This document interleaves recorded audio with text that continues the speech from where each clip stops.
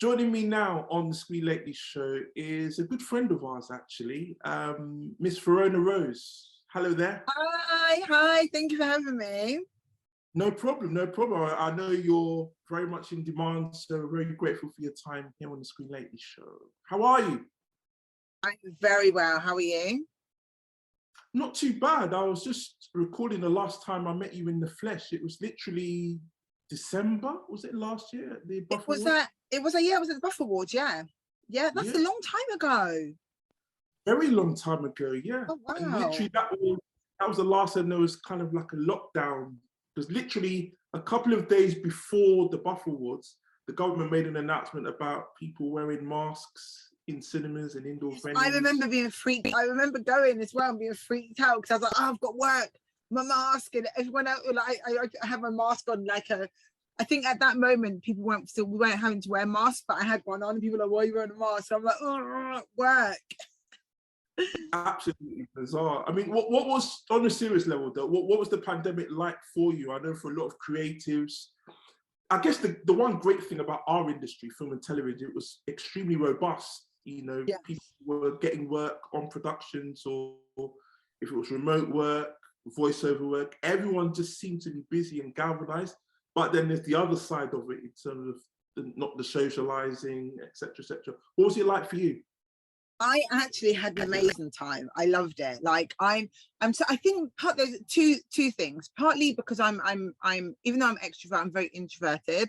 So I like, you know, not having to mix with people and being on my own and being able to be in my own space and be creative. But also, I think I enjoyed it as well because I was very sick at the time. So it actually sparked me to start my wellness journey because I've got an autoimmune disease. So I was very unwell and I was forcing myself to go to things, but I was going there just, you know, almost not being myself, not feeling myself 100% because I was so ill. And the good thing was that the lockdown gave me a rest because I could sleep for 12, 13 hours and wake up and feel like I've had a boxing match with Mike Tyson. I've not slept for bloody years, but the lockdown gave me a much needed rest that I needed, and it also helped me to start my new wellness journey. So talk to me about the condition that you had. Has that always been part with you, or has it come recently?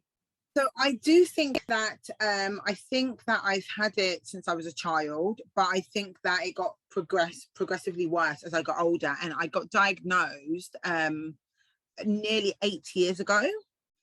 So, and now I've changed, my wellness journey started 2 years ago. So I for 2 years have been feeling like my normal self again, but for 6 years I felt like I was almost walking around with in a box. I don't know how to explain it, but like in this weird bubble where I couldn't think properly, I couldn't speak properly, I just wasn't myself. I had severe anxiety. I was in pain all the time. My hair fell out, which I'm still growing back. It was a lot.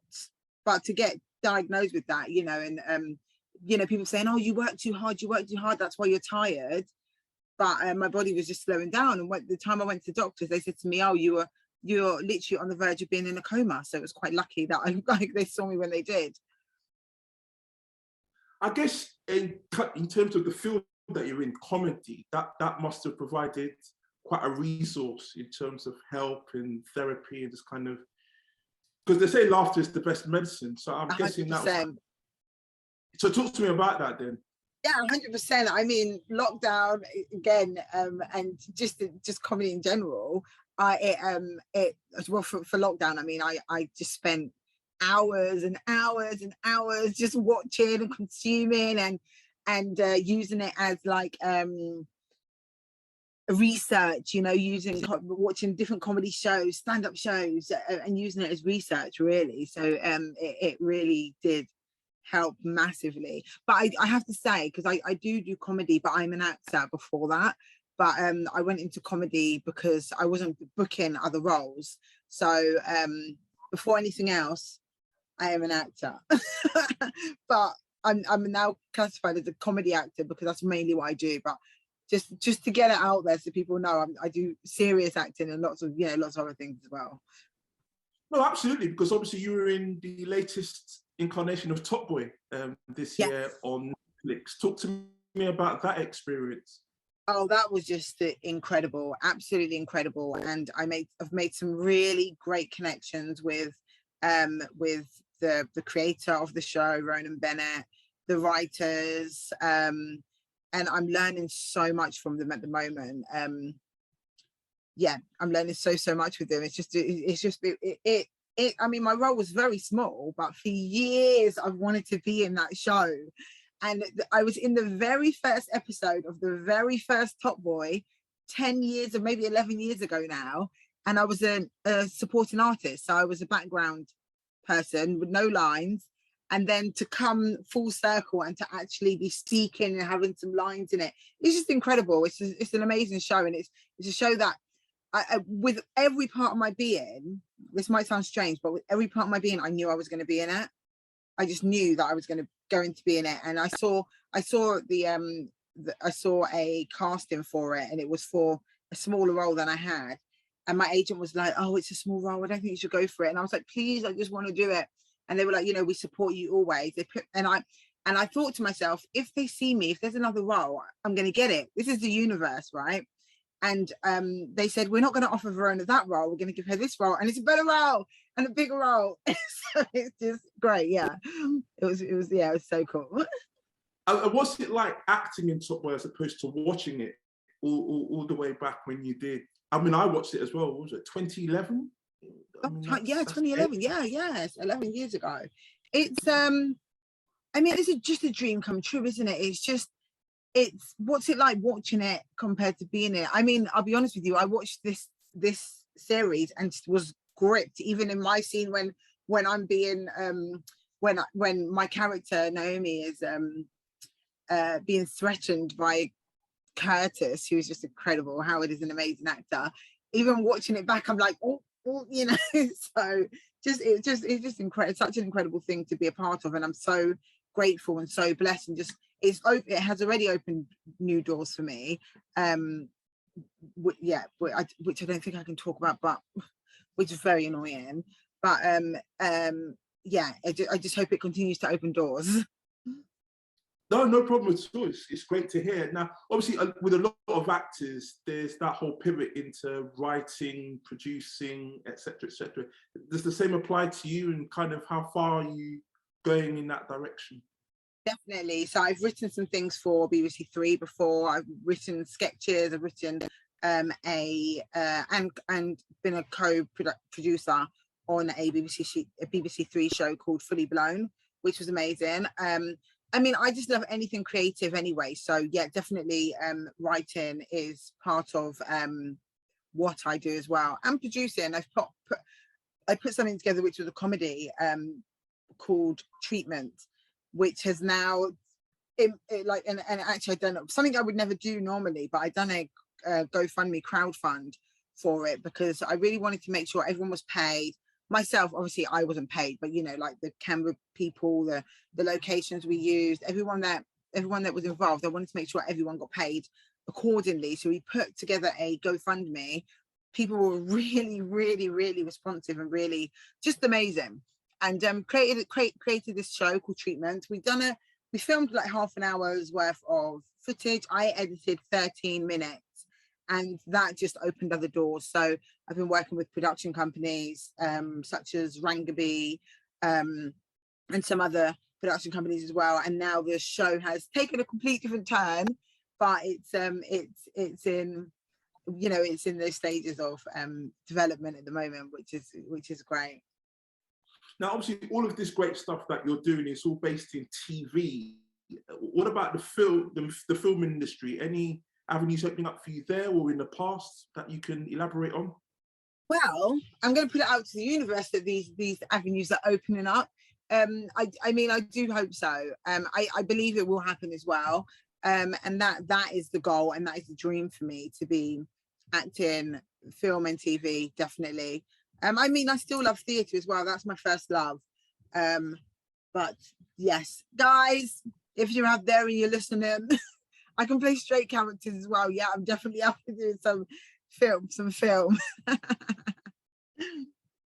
Excellent. So talk to me about Southampton, because that's kind of where you spent most of your life. But what's the creative kind of atmosphere like, for want of a better phrase, in the south of England, or the Garden of England sometimes? Yeah, it's an interesting question. There's so much creativity in Southampton. There's so many talented people, but I do feel like the opportunities are not there. And me myself, the more that my profile grows, the more that I make connections. I definitely want to go back to Southampton and just create and give opportunities to the people there, because you have to move out. I mean, I left home at 16 years old to go to the Brit School and moved to London on my own, you know. So I was like a fish out of water, like big time, because my life was completely different in Southampton. So the creative scene is not, it's not a lot going on, but there are like nights and stuff that you can go to and different things you can do. But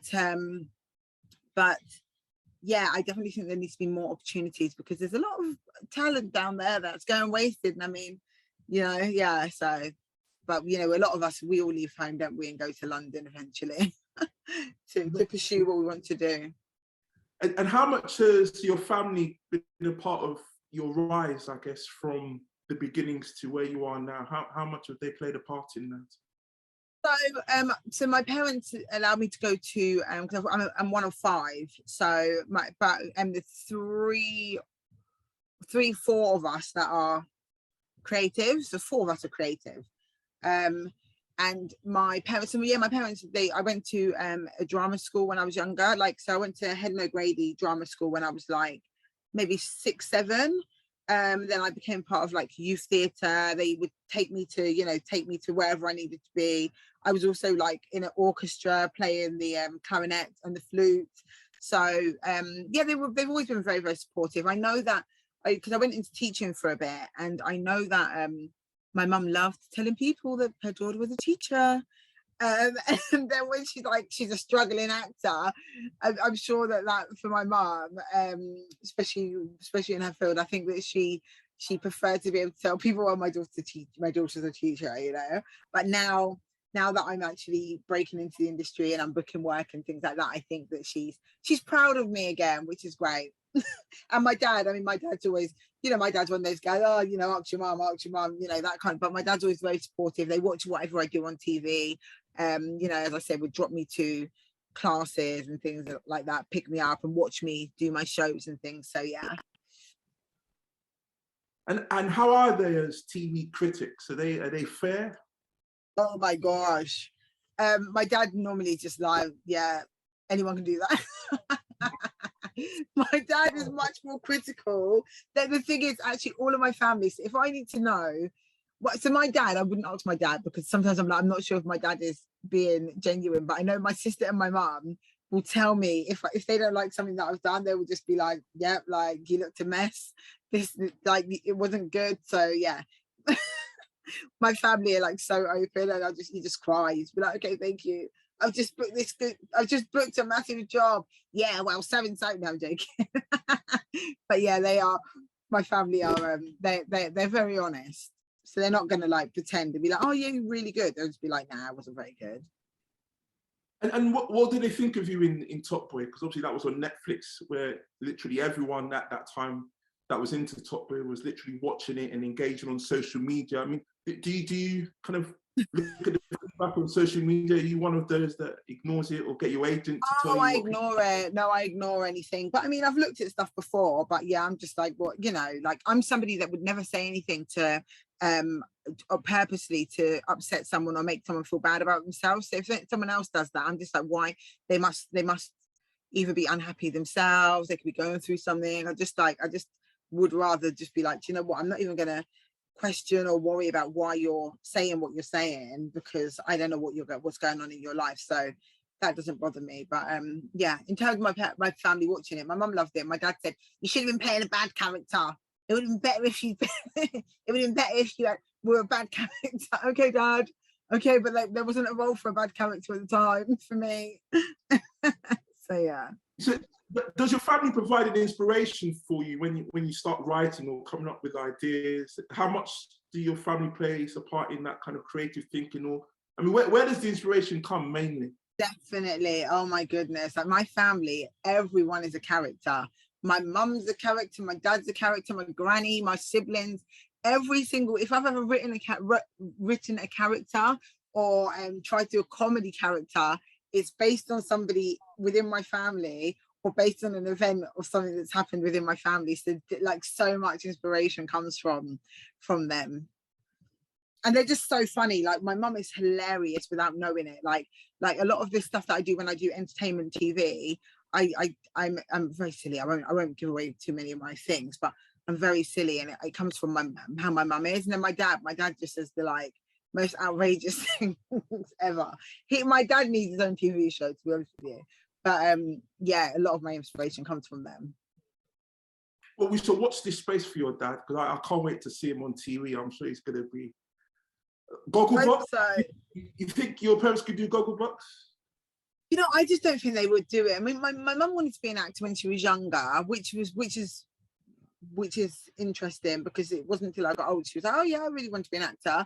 But yeah, I mean, if my dad was on Gogglebox, actually the show will get shut down, to be honest. My dad has zero filter. He has no filter at all. So about television, talk to me about Secret Crush on ITV and just kind of the impact of you fronting that show and what it's meant for you personally and professionally. What an absolute blessing.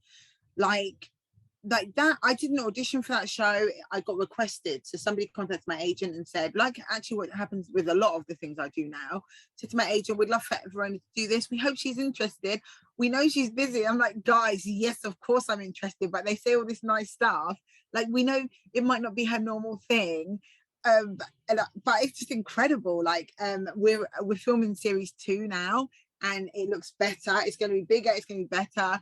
I look better. I've got hair, makeup, but it's such a great show. And it just hit me recently when I was talking to a friend. Like, she said to me, "You're one of the few Black women in the UK that is fronting your own show." And I was like, "Oh, absolutely." You know, yeah, like, you know, there's not, you know. So yeah, it's such a blessing. I need to make sure I'm always giving thanks and remembering, you know, because sometimes we forget where we've come from, and forget the struggle and think that this has always been a thing, and it hasn't, you know. And in terms of that particular program, have there been any people that you fancied yourself or kind of gone in that direction? Fancied? What do you mean, fancied on the show? Yes. Oh, no. I mean, I'm in a long-term relationship. I'm in a 15-year relationship. So, you know, we get loads of beautiful women and handsome men on there, but I don't think I'm somebody that finds myself looking at people and fancying them, if you know what I mean. I don't know if I don't know if I was single, if that would be different, but I just don't really, I'm not like, oh, I fancy a bit of that, oh, fancy a bit of that, do you know? I just don't find myself really fancying. You know I look at people and think, oh, that person's really attractive or beautiful, but yeah, so no, I haven't really. No crushes. I mean, apart from when I was younger, you know, crushes on certain people. Rich Blackwood. 50 Cent. Okay. Anyone else? Anyone else? No, so just grow like when you're growing up, you know, like 50 Cent. Yeah. So 15-year relationship, that's pretty good going. I mean, I'm guessing at some point it's going to become down the aisle stuff, or yeah, I mean, we've always been like, my partner's very serious. We're both quite, I mean, we're silly in art when we're together and stuff, but my partner's is in academia, and is very, compared to me, very, very intelligent. And it will happen, but you know, don't put yourself down like that. So no, I shouldn't. You're very smart. You're very smart, actually. Stop that, Verona. Yes, no, we will eventually, but we had the thing where we wanted to focus on making sure we had a stable foundation. We had our finances under, you know, in order, and you know, yeah. So we didn't want, So we will eventually, maybe eventually. I'm not, you know, it's so strange because I went through a stage where when I was younger, I was like, I'm never getting married. I'm never going to have a partner, you know, when I was young. And then I got to an age and I was filming weddings. So I do a lot of videography. So I was filming and editing weddings for people. That was a business that I had on the side. And then when I'd be editing, I'd be like, oh my gosh, this is so beautiful. I wish I want to do this, but just for the party. So I'm not massively bothered about getting married, but the party looks, you know, I wouldn't mind a good party. Definitely. Make sure you we get our invite, me and Claire. 100%. If it ever happens, it will you guys will definitely be there. Excellent. And so, apart from the wedding, apart from the wedding, what have the next 12 months got in store for you? What have you got lined up? So this is a tough one. So like, okay, so actually, I'm going to be doing some more acting. I'm writing on a Netflix show, which is amazing, which I can't believe. It's mad. I'm like, yeah, so I'm in the writer's room, the only female in the writer's room with men. I'm doing some more of that. We're doing more Secret Crush. I've been asked to do a show where I will be going abroad to either Sri Lanka or South Africa, which will be pretty incredible, which is I think the end of August, September. But after that, I really don't know. And I said to myself at the beginning of this year that I'm not going to put pressure on myself for anything. Whatever happens. I went through, you know, as I said, I was sick for a very long time. I was so unwell, and I've been in this game for so long. You know, nothing happens overnight. So for me, I take my time. I make sure my health is in order. I'm not stressing. I'm not like, I need this. Oh, please. Oh, where's my next job? I'm just not doing any of that. Like, you know, yeah, I'm not doing any of that. I'm just what is meant for me shall not pass me by. And, you know, I'm not going to stress for anything. I will work hard when I need to, but yeah, that was one of the things this year, because I'm someone that's always had 5 years from now. Yeah, let me do my big my I forgot what you call it, you know, a brainstorm at the beginning of the year where I'm writing what I'm going to be doing here, and what I want to achieve, and I want this and I want that, and blah blah. And I mean, it always comes true, which is amazing. But I decided I'm just not gonna stress. That's what the next 12 months is. Be stress-free, have lots of love, family, great health. That is what's, I mean, I want to act as well, but what's important to me is those things. Yeah. Now, you talked about the wellness earlier, and Claire in the previous life was the queen of wellness. She had her own skincare business. Yes, I remember. Yes. So it should be her doing this interview, but I kind of, you know. Anyway, wellness. Love you, Claire. So yeah, I'll pass on the message. What is your key to wellness? Because I'm sure that would be a question that she would want to ask you directly. But for you, what does wellness look like and feel like, and how do you practice it? So living stress-free. So it's about living stress-free. I do not concern myself with anything that I am not in control of. I follow a very restrictive diet. So I am sugar-free, I'm dairy-free, I'm gluten-free. I have zero seasoning on my food. I do not have, I have salt and garlic, and some herbs. Salt, garlic and herbs, but nothing else. I do not have any artificial flavorings, no preservatives, no additives. So yeah, it's about reducing inflammation within the body. So I follow what's called the autoimmune protocol diet, but then also on top of that, live stress-free, try to not, because I'm somebody that worries about people more than, you know, like, I don't, like, if a friend or anyone that I know is going through something, I stress so much, and I don't know, I'm like a sponge, so I'll be like, that person's so sad, and then I just feel like, oh my gosh, I'm so sad for them, and oh, this must be what they're going through, and you know, that's made me sick in the past. So I try to which isn't always good, but I try my best to just say, do you know what, I can't concern myself with certain things all the time, because it makes oneself unwell. So yeah, that's what it looks like for me, to try and stay stress-free and eat well. Well, very good advice, and I'm sure as you continue to evolve in your acting on film and on TV, that you will not be stressed, and anything that comes your way, that you will embrace it with that sheer force of nature and personality that Verona Rose is. Oh, thank you. Thank you for your time today. I know you're a busy person, but really appreciate your time on the Screenlately Show. Thanks for being with me. Thank you so much for having me. I love yourself. I love Claire. You guys are incredible. You're inspirational. You know, like, I've looked up to you guys for years. So the fact that, you know, we chat regularly, or just we chat like it's normal to just talk with each other, is great, because as I say, I've looked up to both of you for a very long time. So thank you. No, thank you. See you at the wedding. See you at the wedding.